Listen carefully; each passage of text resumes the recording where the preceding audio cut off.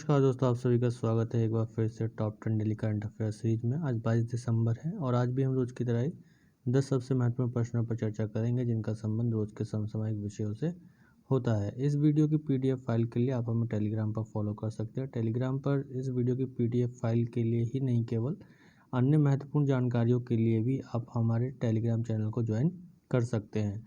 इस वीडियो को पूरा देखें और अंत तक देखें और ज़्यादा से ज़्यादा अपने दोस्तों में शेयर भी करें। जिन लोगों ने हमारे चैनल को सब्सक्राइब नहीं किया है वो सब्सक्राइब कर लें और बेल आइकन को प्रेस जरूर करें ताकि अगली वीडियो की नोटिफिकेशन आप तक जल्द से जल्द पहुंच सके। तो चलते हैं कल के वीडियो के अंत में पूछे गए प्रश्न पर। तो कल के वीडियो के अंत में पूछा गया प्रश्न कुछ इस प्रकार था कि मानव विकास सूचकांक 2019 में भारत की रैंकिंग क्या रही। ऑप्शंस हैं 125वां स्थान, 131वां, 129वां या इनमें से कोई नहीं। तो इसका आंसर होगा 131वें स्थान पर मानव विकास सूचकांक 2019 में भारत की रैंकिंग रही। तो भारत किस स्थान पर रहा? 131वें स्थान पर ह्यूमन डेवलपमेंट इंडेक्स में। चलते हैं वीडियो के पहले प्रश्न पर। तो आज के वीडियो का हमारा पहला प्रश्न है कि खेलो इंडिया यूथ गेम 2021 में निम्नलिखित में से किस खेल को शामिल किया गया है। ऑप्शन है गतका, कबड्डी, कुश्ती या इनमें से कोई नहीं। तो इसका आंसर होगा गतका। भारत सरकार ने खेलो इंडिया यूथ गेम 2021 में 4 स्वदेशी खेलों को शामिल किया है। इनमें 4 स्वदेशी खेल हैं गतका, कलरईपट्टू, थांग टा और मलखम्ब। खेलो इंडिया यूथ गेम्स 2021 का आयोजन कहाँ किया जाएगा? हरियाणा में किया जाएगा। इसी प्रकार कलरईपट्टू भारत के सबसे पुराने मार्शल आर्ट्स में से एक है और इसकी उत्पत्ति 4वीं शताब्दी में केरल राज्य में मानी जाती है।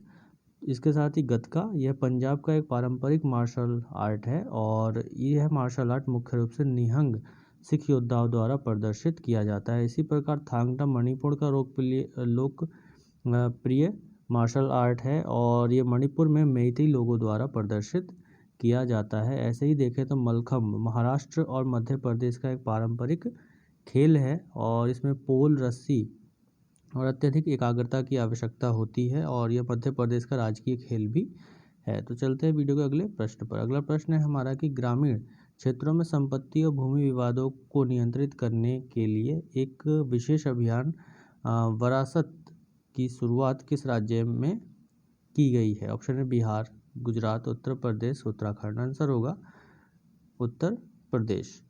तो यह अभियान उत्तर प्रदेश में 15 से 21 फरवरी तक जारी रहे 15 फरवरी 2021 तक जारी रहेगा और इस अभियान को विशेष रूप से ग्रामीण क्षेत्रों में भूमि विवाद को निपटाने और उसके साथ साथ भू माफिया को नियंत्रित करने के लिए शुरू किया गया है। उत्तर प्रदेश भारत में सबसे अधिक आबादी वाला राज्य है और यह क्षेत्रफल की दृष्टि से 4थे स्थान पर आता है। उत्तर प्रदेश का राज्य पक्षी सारस क्रेन है। इसी प्रकार राज्य पशु कौन है? दलदली हिरण और राज्य वृक्ष अशोक और राज्य पुष्प ब्रह्म कमल है।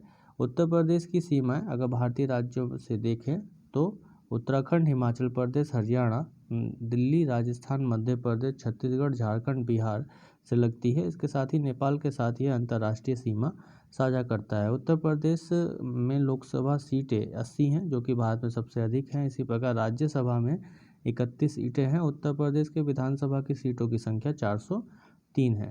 तो चलते हैं वीडियो के अगले प्रश्न पर। तो अगला प्रश्न है हमारा कि भारतीय मुक्केबाजों ने कोलोन मुक्केबाजी विश्व कप चैंपियनशिप में 9 पदक जीते। इस चैंपियनशिप का आयोजन कहाँ किया गया?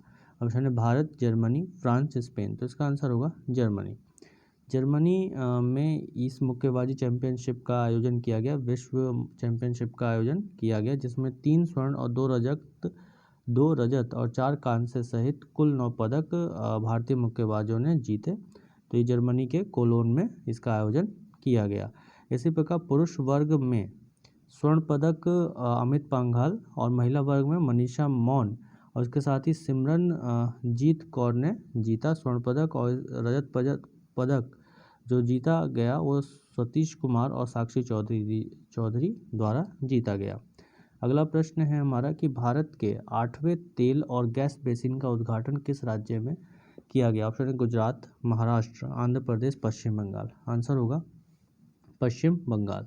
तो पेट्रोलियम मंत्री धर्मेंद्र प्रधान ने गंगा बेसिन में अशोक नगर वन के तेल कुएं को राष्ट्र को समर्पित किया और ये भारत का 8वां और पश्चिम बंगाल का पहला तेल और गैस बेसिन है। और इसके अलावा अगर देखें तो भारत में अन्य जो तेल और गैस उत्पादन क्षेत्र हैं जिसमें Mumbai offshore, Krishna Godavari delta, Assam self, Kaveri delta, Rajasthan का थार क्षेत्र, कैम्बे खाड़ी, असम अराकन फोल्ड बेल्ट, ये क्षेत्र जो अभी वर्तमान में जहाँ से तेल उत्पादन किया जा रहा है। इसी प्रकार 8वां जो तेल उत्पादन क्षेत्र रहा वो बंगाल बेसिन का अशोकनगर रहा और इसकी खोज ओएनजीसी द्वारा की गई थी और ओएनजीसी ने इस कुएं में उत्पादन कार्य भी अब शुरू कर दिया गया है। इसी तरह से देखें तो भारत दुनिया का तीसरा सबसे बड़ा तेल आयातक देश है और भारत ने 2022 तक अपने तेल आयात को 67% तक कम करने के लक्ष्य को प्राप्त करने के लिए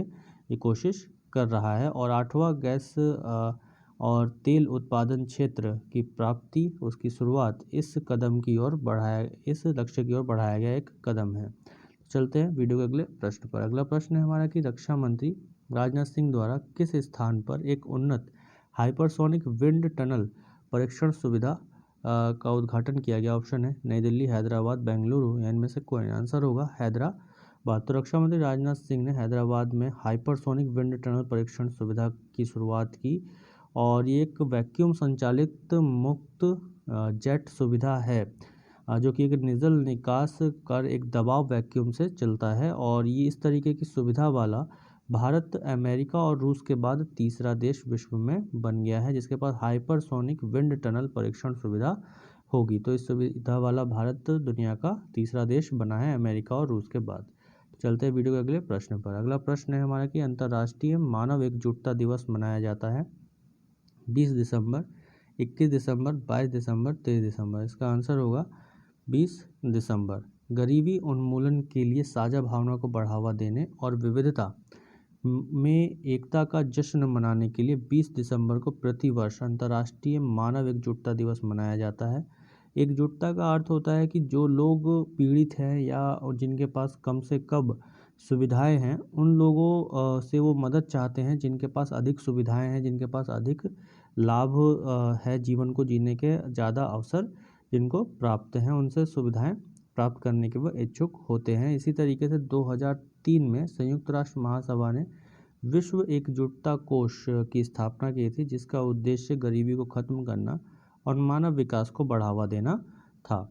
चलते हैं वीडियो के अगले प्रश्न पर। तो आज का अगला प्रश्न है वीडियो का कि भारत के पहले उत्कृष्टता केंद्र का उद्घाटन कहाँ किया गया? ऑप्शन है लखनऊ, गुरुग्राम, फरीदाबाद, कानपुर। इसका आंसर होगा गुरुग्राम। तो कौशल विकास राज्य मंत्री राजकुमार सिंह ने गुरुग्राम में बिजली क्षेत्र में कौशल विकास के लिए पहले उत्कृष्टता केंद्र का उद्घाटन किया है। उत्कृष्टता केंद्र की स्थापना हरियाणा के गुरुग्राम में स्थित राष्ट्रीय सौर ऊर्जा संस्थान के परिसर में की गई। तो हरियाणा के गुरुग्राम में कहाँ? राष्ट्रीय सौर ऊर्जा संस्थान के परिसर में की गई। और किसके द्वारा किया गया? राज्य मंत्री जो कौशल विकास के राज्य मंत्री हैं राजकुमार सिंह के द्वारा गुरुग्राम में ये किया गया। चलते हैं वीडियो के अगले प्रश्न पर। अगला प्रश्न है हमारा कि एक पेशेवर यूरोपीय फुटबॉल लीग में गोल करने वाली पहली भारतीय महिला कौन बनी? ऑप्शन है बाला देवी, संजू यादव, आदिति चौहान, इनमें से कोई। आंसर होगा बाला देवी। बाला देवी ने पेशेवर यूरोपीय फुटबॉल लीग में स्कोर और गोल करने वाली पहली भारतीय महिला बनी और ये भारत में मणिपुर राज्य से आती हैं। तो चलते हैं वीडियो के अगले प्रश्न पर। अगला प्रश्न है हमारा कि ISO प्रमाण पत्र प्राप्त करने वाला भारत का पहला चिड़ियाघर कौन सा बना? भारत का पहला चिड़ियाघर कौन सा बना? ऑप्शन है अलीपुर जैविक उद्यान पश्चिम बंगाल, नेहरू जैविक उद्यान तेलंगाना, इंदिरा गांधी जैविक उद्यान आंध्र प्रदेश, राष्ट्रीय प्राणी उद्यान दिल्ली। तो इसका आंसर होगा नेहरू जैविक उद्यान तेलंगाना। हैदराबाद को ISO प्रमाण पत्र प्राप्त करने वाला ये पहला चिड़ियाघर बना है भारत का। नेहरू जैविक उद्यान कहाँ है? हैदराबाद तेलंगाना में है ये, जिसे पहला ISO प्रमाण पत्र प्राप्त करने वाला ये चिड़ियाघर बना है। चलते हैं वीडियो के अगले प्रश्न पर। अगला प्रश्न है कि 2022 में नेताजी सुभाष चंद्र बोस की स्मृति में 125वीं जयंती के उपलक्ष्य में संग्रहालय कहाँ बनाया जाएगा? ऑप्शन है कोलकाता, नई दिल्ली, मुंबई, बर्लिन। आंसर होगा कोलकाता। केंद्रीय संस्कृति मंत्रालय ने कोलकाता में नेताजी के लिए एक संग्रहालय स्थापित करने की योजना बनाई है। 2022 में नेताजी सुभाष चंद्र बोस की 125वीं जयंती के अवसर पर पश्चिम बंगाल में विक्टोरिया मेमोरियल में और पश्चिम बंगाल में सांस्कृतिक प्रदर्शनी के रूप में ये संग्रहालय प्रदर्शित किया जाएगा। इसी प्रकार पश्चिम बंगाल पूर्वी भारत का एक राज्य है और इसकी राजधानी कोलकाता है। वर्तमान में यहाँ मुख्यमंत्री ममता बनर्जी हैं और वर्तमान राज्यपाल जगदीप धनखड़ यहाँ के वर्तमान राज्यपाल हैं। तो ये तो थे आज के हमारे 10 सबसे महत्वपूर्ण प्रश्न। चलते हैं वीडियो के अंत में पूछे जाने वाले प्रश्न पर। तो प्रश्न है कि प्रवासी पक्षी उत्सव 2021 का आयोजन कहाँ किया जाएगा। ऑप्शन है गांधीनगर, सांची, भागलपुर, कोहिमा। इस प्रश्न का उत्तर आप सभी लोग कमेंट बॉक्स में जरूर दीजिएगा। ज़्यादा से ज़्यादा हमारे इस वीडियो को शेयर कीजिए, आप लोगों को पसंद आई हो।